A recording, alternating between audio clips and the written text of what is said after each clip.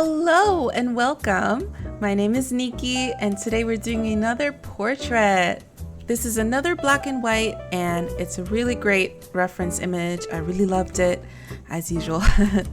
And there's one problem with this recording. Unfortunately, there was some loss of quality during editing. It was edited in another program on another computer and something happened either in import or in the program that ruined the quality of this render for some reason. I don't know what happened. So you'll see when we get to the colors or the shading, the painting, it looks kind of weird. You can't really tell the shading in the hair very well. So hopefully it's not a detriment to your viewing pleasure. So hopefully you enjoy the videos still. But here we are doing the sketch. Just finished the rough sketch and now I'm cleaning it up. I think I did pretty well with this, getting this to look like the reference. I think because it was a simple profile image, it's a little easier to do profile than straight on to get the likeness well. I did have to adjust the length of the face a little bit. I think it was a little too long at this point and the nose is a little too flat. I do adjust those things later on, you'll see. But other than that, it came out really well. The original sketch worked really well. This piece actually didn't take me as long as I thought it would. It was a little bit quicker than others, but not as quick as the ones I've been doing recently. The ones I've been doing recently have been so fast. Like the one just before the last one that I've just completed, it was so quick. You'll see when I post it. I don't know how quick the speed up will be. I'm gonna keep it to like about 10 minutes long video, but the painting itself was so fast. So this one doesn't even compare to that one. But yeah, I really like how this one came out. I called it Fading Existence because it felt like she was just kind of existing there, you know? And somebody thought of, why not Fading Existence? I was like, yeah, that actually sounds cool. So that's how that name was born, again, from my friends in chat. And here we are. You can see, as I'm putting down the colors, you can kind of see what I'm talking about with the gradient is really pronounced. You can see the line delineation between the different colors of the gradient going up. Usually it's a lot smoother and you can't see those lines. So I'm hoping that the future edits on that computer don't do this, because it's actually someone else who's like helping me edit some of these videos and it was their computer that did it, and I'm really sad, but I hope we can figure it out and it doesn't do it again. It's not so bad on the background and even the skin. Like the skin I can deal with. It's the hair. You can't, because the hair is so dark, you can't really see the highlights in it as well. It just looks like blotches. So hopefully like the final image, when I show you the final image in the end, you can tell what it's supposed to look like. And also there's a link in the description. You can click it and see what it's supposed to look like there too. So this is one of the ones that I really love, the color blocking phase of it. It just looks so amazing to me, you know, because it's black and white. Again, it's so moody, and the blocking in really, it just was such an aesthetic. It was amazing. I really liked it. This piece was also kind of giving me a chance to work on choosing my values right, you know.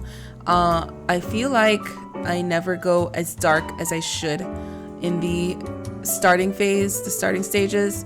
I end up darkening it later because I don't see like, oh, it's really actually much darker than I'm imagining.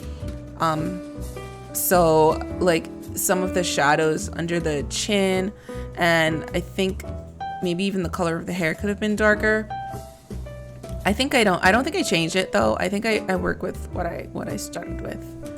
I'm looking at the original reference now, and I can see how the original reference, she looks a lot younger than mine. The chin is a little bit more pointed. The length of the face is a little longer. I think I changed the length of the face at the end, now that I think of it. In Photoshop with Liquify, after I merge all the layers, I think that's when I change it. and the nose is a little bit bigger, width-wise, I think, a little wider, and then a little shorter from the brows to the lips. That space should be a little shorter, I think. But otherwise, I was very happy with the lightness from this one. Looking at the painting with the colors looking like the gradient, you can see the lines on the gradient and all that, the weird way the gradient looks right now. It kind of reminds me of this art style on DeviantArt that I used to see. People used to make art with Illustrator, and they would do the shading pretty much like this, where it was layers of darker to lighter to lighter to lighter, so you could see the delineation between each of the colors. It wasn't like a smooth, perfectly smooth airbrushed gradient. It looked like this. It was really cool. I really liked how it looked. This really reminds me of it. So I guess it's not all that bad. When I was doing the lips, I wasn't very happy with it. And looking at it now, I feel like I didn't go dark enough. Like my shadows are definitely not where they should be. The lips are a little bit more highlighted. That could be a result of the reference being on one screen and my drawing being on the other. Or it could just be me not seeing that I needed it to be darker. Another thing that this problem with the colors has caused me to notice is I didn't add any shading to right in the middle of the cheek there, which could just be because the base color was good enough. I think it works, and in the final image it looks fine, but it's just interesting that I never touched that spot. And now we're doing the eyes. I ended up darkening the sclera of the eye later down because it was really bright. At this point you can tell if you look at the reference, you look at mine, the sclera is way too pronounced. And at first I was like, well, I kind of want it to be, because this is a drawing and it's more, there's more detail visible on mine than on the reference. The reference is not as high quality, so maybe it would show more, but I ended up darkening it. Why can't I say darkening it? I end up darkening it. Oh my gosh.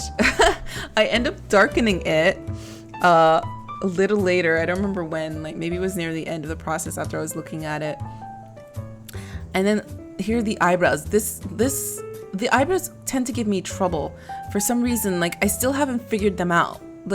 I'm not sure what I do on some pieces that I really like it and some pieces that I really hate it. I'm still experimenting every time I do the eyebrows. I'm like, okay, will this work? Will this work? Will this work? And eventually I get something I like and I leave it alone. But even now I'm looking at that, I don't like it. First of all, it's too thin. Second of all, it doesn't look blended enough into the face, I don't think. It could be better. See, now I'm adding darker shadows here. I noticed that it wasn't dark enough.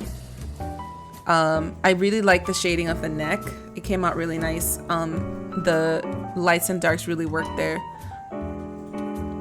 Don't know what I was doing there. But yeah, adding some more darker shadows. I don't know if I add any to the lips. Nope, doesn't look like it. And now we're doing the little itty bitty part of the ear. The only piece of ear that's showing, and I'm zoomed all the way in trying to paint this. Oh my gosh. This reminds me of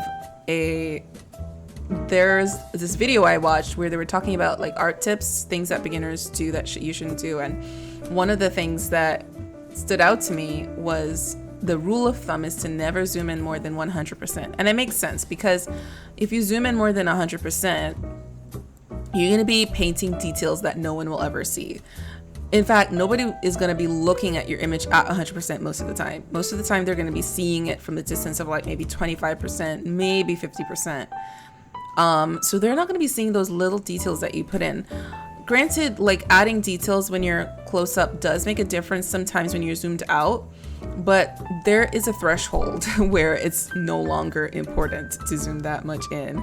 And I'm trying to remember that. I do tend to zoom in really close when I'm doing things like the lips or the nose, when I'm trying to fix little things to make it look as close to the reference as possible. And when I'm doing things that I don't really care for too much, like the clothes, I'm zoomed out. Like now, I'm like, yeah, whatever. Just kind of do something. And I don't really zoom in that much at that point. But when I like, wherever I really care about, I'm zoomed way up as far as I can. But I'm trying to like stay no closer than 100% to try to see if that will help in getting, first of all, you will get the overall piece or the overall feel of your piece, and you'll make things more, coherent. They'll work together better if you stay out a certain distance. And you get a better result when you do that. So with the hair, I experimented a lot at this point. As you can see, I'm like doing the same method that I did on one of another piece that I did. What was that one? Red Apathy, which should be posted before this. So you will have seen that one if you're watching in order. And I tried the same method that I did in that one for the strands of the hair, and I didn't like it. I think I keep it for a while, I hide it, I try something else, I show it again and see if I like it, and I still don't like it. Now I'm doing another method with the hairbrush, or I'm testing brushes actually in Photoshop. I don't think I actually settled on the hairbrush yet. But there is a brush that I figure I do like in Photoshop, and I stick in Photoshop, and I paint the hair. Unfortunately, this is the part that I was talking about where you can't even see the details that I'm painting. All you can see are these little blotches on the hair. And the blotches, I mean, they look like it's doing something. You can get the gist of what the hair is supposed to look like. You can kind of feel the curls that I'm going for, but you don't really see the real thing, and it just doesn't look good. So I suggest you look at the final image and you can see how the hair really looks at this point. But yeah, I just got rid of those stringies that I did, and I used the new Photoshop brush, and I'm trying this method of doing the little strands of hair, and it's working. I really like it at this point. It did grow on me. I wasn't 100% happy with it, but after a while I did look back at it and I really like it. I like how it came out. But yeah, that's it for this video. Hope you enjoyed watching this one. I sure enjoyed making it. I look forward to seeing you in the next one. Don't forget to leave a comment down below. Tell me what you thought about it. And I would look forward to meeting you there. Bye.